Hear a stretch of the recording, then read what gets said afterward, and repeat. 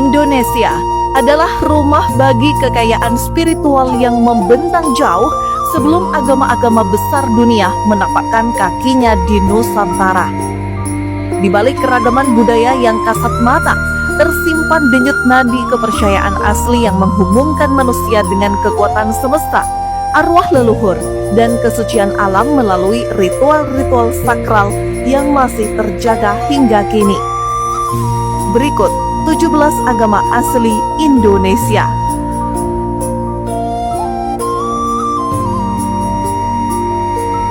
Berpusat di Cigugur, Kuningan, Jawa Barat, agama Jawa Sunda merupakan aliran kepercayaan yang menitik beratkan pada penyembahan Tuhan Yang Maha Esa melalui olah rasa yang mendalam.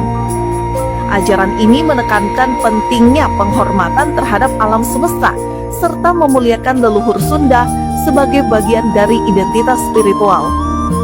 Bagi para penganutnya, harmoni antara kemanusiaan dan kebangsaan adalah wujud nyata dari bakti kepada Sang Pencipta.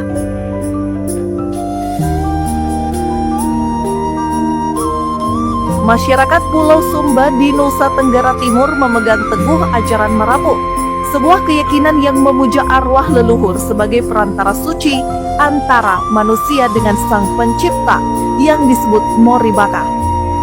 Kehidupan sehari-hari penganut Marapu sangat terikat pada ritual adat yang ketat, di mana keberadaan rumah panggung khas Sumba bukan sekedar tempat tinggal, melainkan simbol struktur kosmos yang menghubungkan dunia fana dengan dunia roh.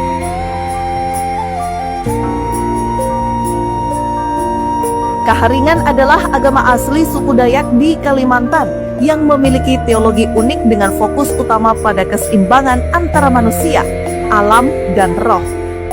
Meskipun secara administratif sempat diintegrasikan ke dalam Hindu sebagai Hindu Kaharingan demi pengakuan negara, identitas aslinya tetap terjaga melalui upacara-upacara kompleks. Salah satu ritual yang paling sakral adalah Tiwah, sebuah upacara pengantaran tulang belulang leluhur menuju tempat peristirahatan terakhir yang suci.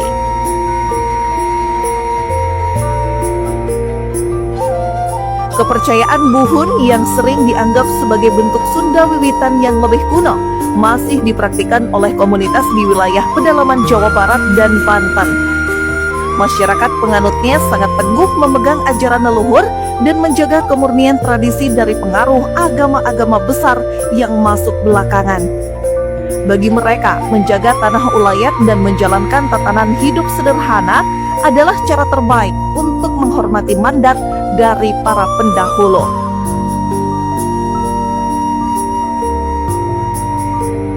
Dikenal secara resmi sebagai Ugamo Malim, Parmalim merupakan agama asli suku Batak di Sumatera Utara yang menyembah Tuhan Yang Maha Esa dengan sebutan Debata Mula Jadi Nabolon. Penganut Parmalim dikenal sangat disiplin dalam menjalankan ritus peribadatan yang sakral serta menjaga nilai-nilai luhur tradisi Batak kuno dalam kehidupan sosial. Pusat spiritual mereka berada di Huta Tinggi yang menjadi magnet bagi para penganut untuk melaksanakan upacara syukur tahunan.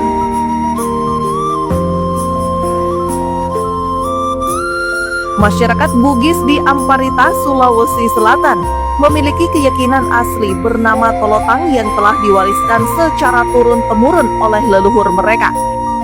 Meski di masa lalu sering dikategorikan sebagai Hindu untuk urusan administratif kependudukan, Tolotang memiliki kitab suci, tata cara sembahyang, dan tempat ibadah sendiri yang sangat spesifik. Kepercayaan ini menekankan pada ketaatan terhadap garis keturunan dan pelaksanaan ritual di makam suci pendiri ajaran mereka.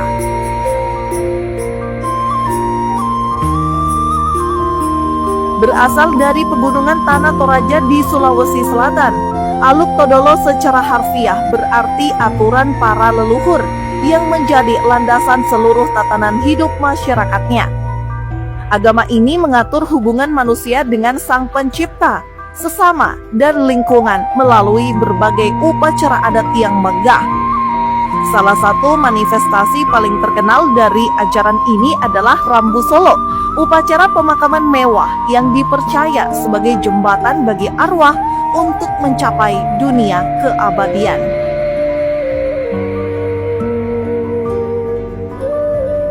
Nawayung merupakan aliran kepercayaan yang ditemukan di daerah pedalaman Sulawesi dan cenderung bersifat tertutup dari dunia luar. Praktik spiritualnya sangat berfokus pada hubungan batin antara manusia dengan roh-roh penjaga yang diyakini mendiami hutan-hutan lebat dan puncak gunung.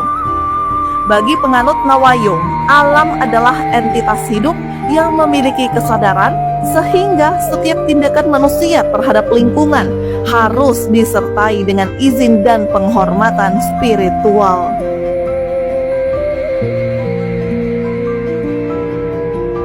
Kepercayaan asli suku Minahasa di Sulawesi Utara ini berakar pada peran Tonas dan Walian sebagai pemimpin spiritual yang mampu berkomunikasi dengan roh leluhur. Meskipun mayoritas masyarakat Minahasa saat ini telah memeluk agama Kristen, praktik Tonas Walian tetap dijalankan secara private oleh kelompok tertentu untuk memohon perlindungan atau kesembuhan. Kepercayaan ini merupakan sisa kejayaan tradisi megalitik yang memandang leluhur sebagai pelindung abadi bagi komunitas yang masih hidup.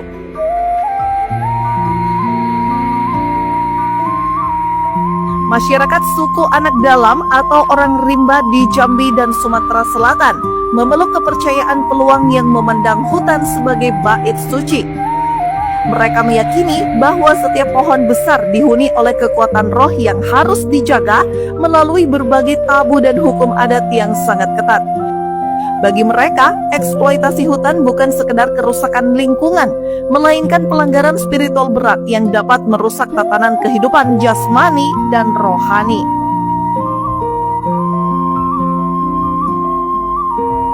Ditemukan di komunitas Kepulauan Sangihe dan Talaut, Sulawesi Utara, Masade adalah bentuk kepercayaan yang memadukan penghormatan leluhur dengan kedisiplinan hidup yang sangat tinggi.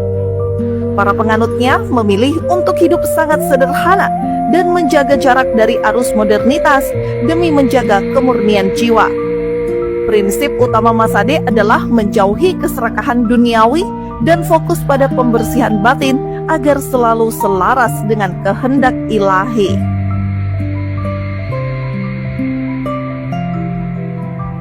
Jingitiu adalah agama asli penduduk Pulau Sabu di Nusa Tenggara Timur yang menyembah Tuhan dengan sebutan Dio Ama.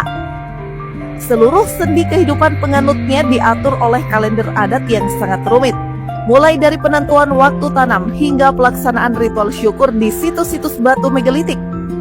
Kepercayaan ini mengajarkan bahwa keberhasilan panen dan keselamatan masyarakat sangat bergantung pada ketepatan waktu dalam menjalankan upacara adat.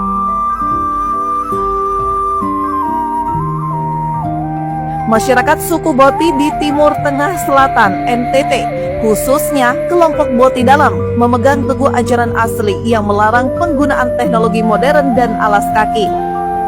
Mereka memandang diri mereka sebagai penjaga keseimbangan dunia yang harus hidup menyatu dengan alam tanpa merusaknya.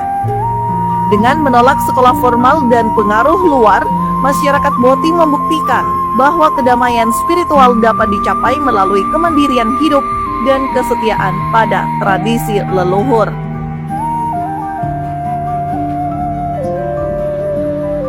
Di Lombok, Nusa Tenggara Barat, terdapat praktik wetu telu yang merupakan sinkretisme unik antara unsur Islam kuno, tradisi lokal Sasak, serta pengaruh Hindu-Buddha. Meskipun jumlah penganut murninya terus berkurang seiring dengan integrasi ke Islam arus utama, sisa-sisa ritualnya masih dijaga secara rahasia di beberapa desa adat tertentu. Nama wetu telu sendiri melambangkan 3 pilar kehidupan: beranak, reproduksi, bertelur atau asal-usul, dan tumbuh alias perkembangan.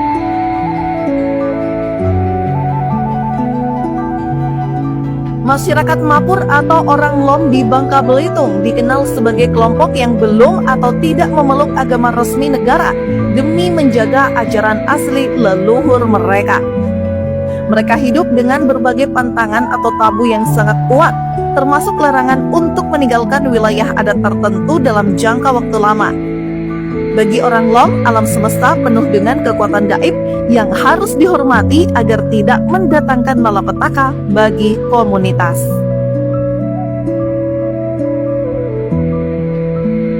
Kepercayaan kuno Molamun berkembang di pedalaman Pulau Seram, Maluku dan memiliki kaitan erat dengan kesucian Gunung Binaya. Penganutnya meyakini bahwa gunung tersebut adalah tempat asal-usul manusia dan pusat energi spiritual di tanah Maluku. Melalui berbagai ritual rahasia yang hanya diketahui oleh kalangan internal, penganut Molamun berusaha menjaga keseimbangan antara dunia manusia dan dunia roh agar harmoni kehidupan tetap terjaga.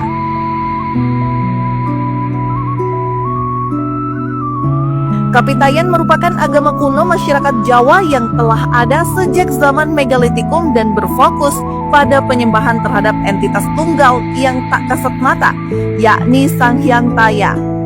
Nama Taya sendiri bermakna suwung atau kosong, yang mencerminkan keyakinan bahwa Tuhan tidak dapat divisualisasikan, namun kekuasaannya hadir di mana-mana alias gaib.